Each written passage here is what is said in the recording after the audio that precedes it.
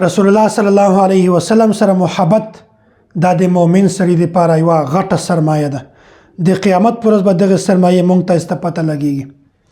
او چې کوم انسان د رسول الله صلی الله علیه وسلم سره محبت وکړي د قیامت پر ورځ به دا کس د رسول الله صلی الله علیه وسلم سره وي. صحیح بخاری کې حضرت انس رضی الله تعالی عنہ دا یو روایت نقل کوي ان رجلا سأل النبي صلی الله علیه وسلم و یو کس د پیغمبر علیه الصلاۃ والسلام نه دا سوال وکړ عن الساعه فقال متى الساعه. او پیغمبر علیه الصلاۃ والسلام ته فرمایي یا رسول الله قیامت په کله راځي؟ نبی علیه الصلاۃ والسلام ورته وویل ته دا سوال ولې کوې؟ تا د قیامت لپاره تیاری کړې ده؟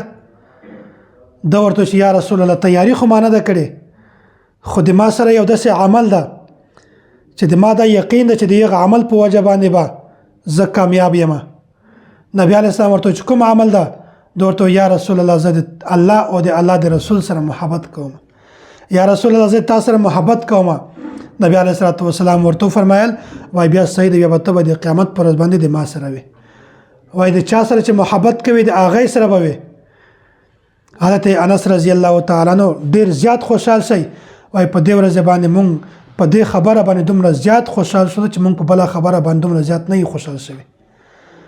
او دغه صحابي خپل بیانوي وای زه د رسول الله صلی الله علیه وسلم سره محبت کوم، حضرت ابوبکر صدیق رضی الله تعالی عنہ سره محبت کوم، عمر فاروق رضی الله تعالی عنہ سره محبت کوم.